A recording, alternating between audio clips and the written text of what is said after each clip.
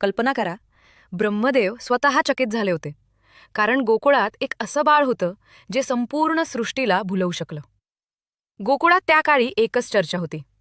एक अद्भुत बालक आलंय, मोरपीस लावलेलं, बासरी वाजवणारं आणि मोठमोठ्या राक्षसांचा वध करणारे छोटू कृष्ण. ही चर्चा ब्रह्मलोकापर्यंत पोहोचली. ब्रह्मदेव म्हणाले, चल पाहून येतो, नक्की कोण आहे हा चमत्कारी बालक. जेव्हा ते गोकुळात आले तेव्हा त्यांनी पाहिलं, एक छोटंसं निष्पाप मूल, मित्रांच्या गराड्यात, बासरी हातात, पण त्याच्यात दिव्य तेज होतं. ब्रह्मदेवांना विश्वासच बसेना. त्यांनी निर्णय घेतला, याचा चमत्कार तर पाहिलाच पाहिजे. आणि ते काय, त्यांनी कृष्णाचे सगळे मित्र, बछडे आणि गायी यांना अपहरण करून ब्रह्मलोकात नेऊन ठेवले. गोकुळात कृष्णाने पाहिलं, अरे, ब्रह्मदेव आले होते आणि माझे सारे मित्र घेऊन गेले. पण कृष्णाने गोकुळवासियांना वचन दिलं होतं, सर्वांना माझी सेवा करण्याची संधी देईन. मग त्यांनी स्वतःच गायींचं, बछड्यांचं, गोपिकांचं, गवळ्यांचं रूप धारण केलं आणि गोकुळातील प्रत्येक घरात कृष्ण स्वतः वेगवेगळ्या रूपात वावरू लागले.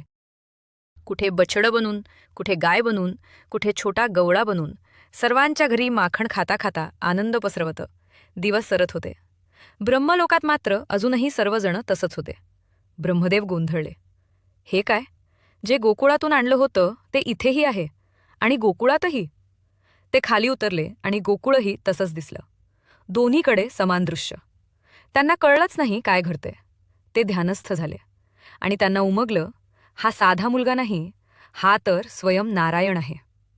ब्रह्मदेवांनी नम्रपणे क्षमा मागितली. तेव्हा कृष्ण म्हणाले, ब्रह्मदेवा, आपल्या आजूबाजूला नीट पहा. ब्रह्मदेवांनी नजर फिरवली आणि ते थबकले. आजूबाजूला हजारो ब्रह्मदेव उभे होते. कृष्ण म्हणाले, तुम्ही फक्त एका पृथ्वीचे ब्रह्म आहात. अशा कितीतरी पृथ्व्या, कितीतरी ब्रह्मा मी निर्माण केले आहेत.